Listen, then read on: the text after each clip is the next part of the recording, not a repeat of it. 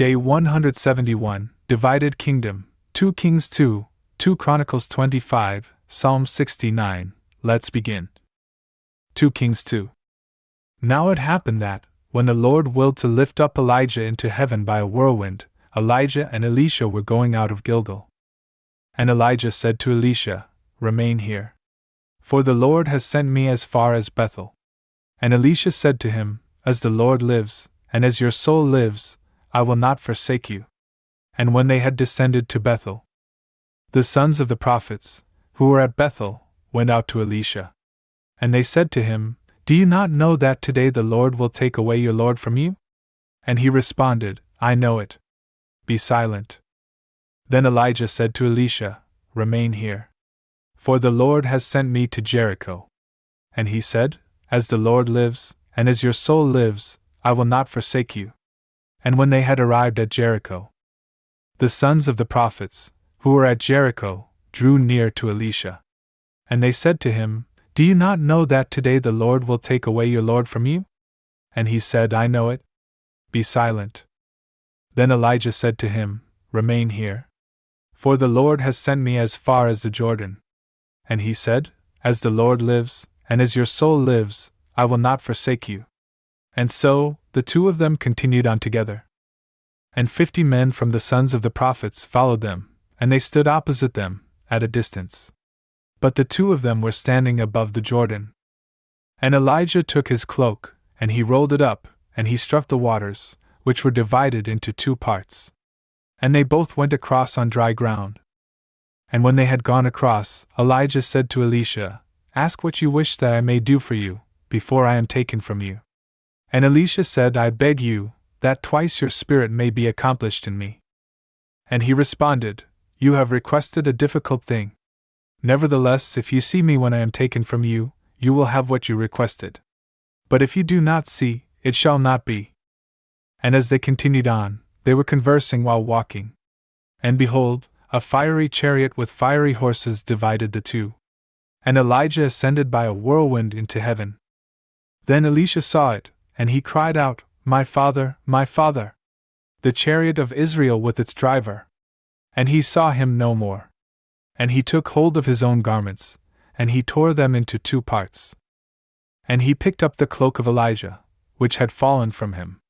And turning back, he stood above the bank of the Jordan.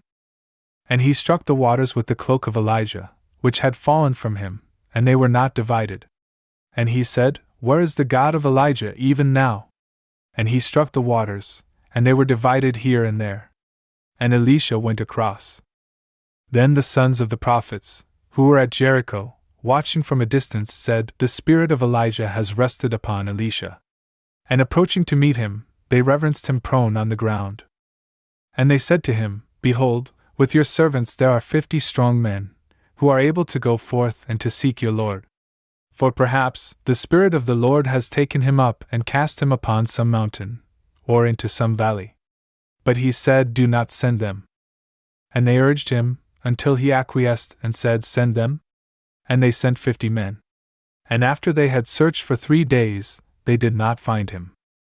And they returned to him, for he was living in Jericho. And he said to them, "Did I not say to you, do not send them?"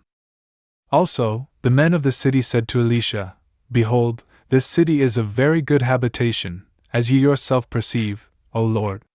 But the waters are very bad, and the ground is barren." And so he said, "Bring a new vessel to me, and place salt in it." And when they had brought it, he went out to the source of the waters, and he cast the salt into it. And he said, "Thus says the Lord, I have healed these waters, and no longer shall there be death or barrenness in them." Then the waters were healed, even to this day, in accord with the word of Elisha, which he spoke. Then he went up from there into Bethel. And as he was ascending along the way, little boys departed from the city.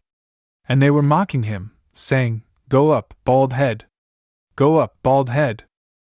And when he had looked back, he saw them, and he cursed them in the name of the Lord. And 2 bears went out from the forest, and they wounded 42 boys among them. Then he went away from there to Mount Carmel.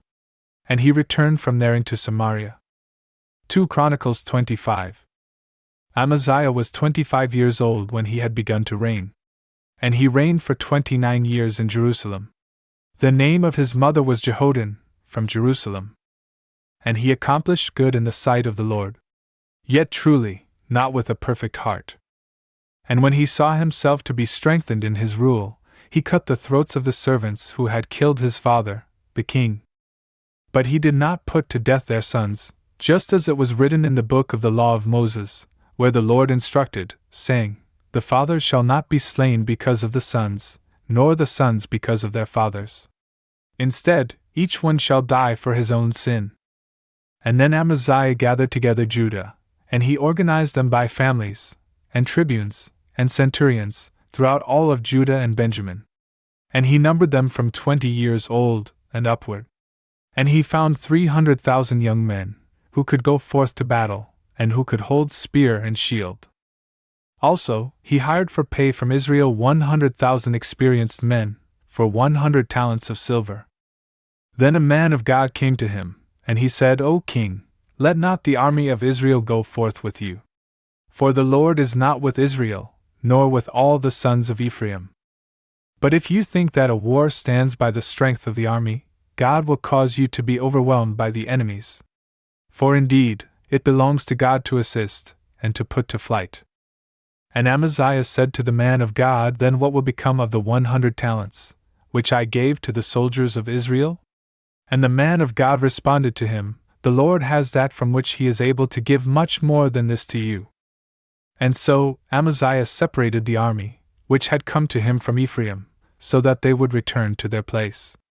But having become very angry against Judah, they returned to their own region. Then Amaziah confidently led forth his people. And he went away to the valley of the salt pits, and he struck down 10,000 of the sons of Seir.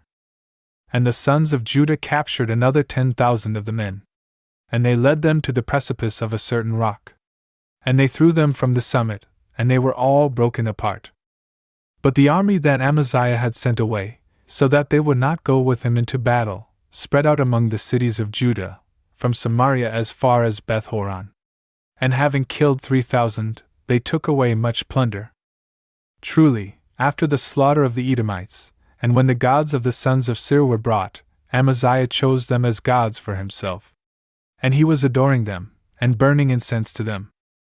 For this reason, the Lord became angry against Amaziah, and he sent a prophet to him, who would say to him, "Why have you adored gods who did not free their own people from your hand?" And after he spoke these things, he responded to him, "Are you the counselor of the king? Be quiet. Otherwise I will put you to death." And departing, the prophet said, "I know that God has decided to kill you, because you have done this evil, and also because you have not agreed to my counsel." And so Amaziah, the king of Judah, undertaking a very wicked counsel, sent to Joash, the son of Jehoahaz, the son of Jehu, the king of Israel, saying, "Come, let us see one another." But he sent back messengers, saying, "The thistle which is in Lebanon sent to the cedar of Lebanon, saying, Give your daughter to my son as wife." And behold, the beasts that were in the forest of Lebanon passed through, and they trampled the thistle. You said, "I struck down Edom"? And for this reason your heart is lifted up with pride. Settle in your own house. Why do you provoke evil against yourself, so that you may fall, and then Judah with you? Amaziah was not willing to listen to him, because it was the will of the Lord that he be delivered into the hands of the enemies, because of the gods of Edom. And so Joash, the king of Israel, ascended, and they presented themselves within the sight of one another. Now Amaziah, the king of Judah, was in Beth-shemesh of Judah. And Judah fell before Israel. And each one fled to his own tent.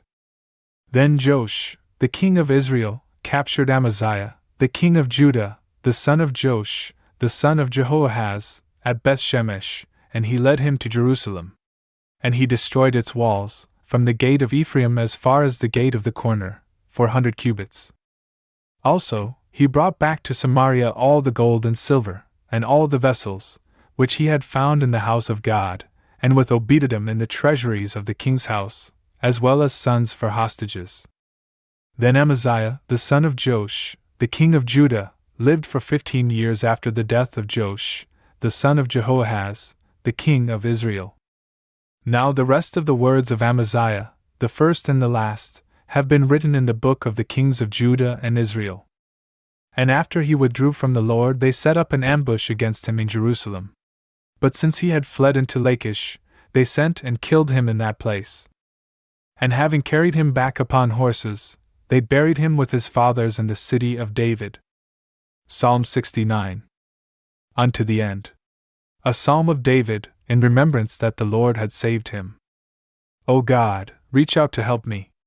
O Lord, hasten to assist me. May those who seek my soul be confounded and awed.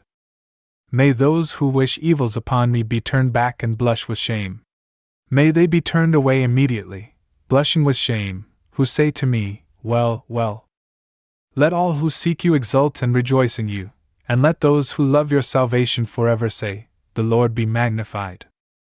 I am truly destitute and poor. O God, assist me. You are my helper and my deliverer.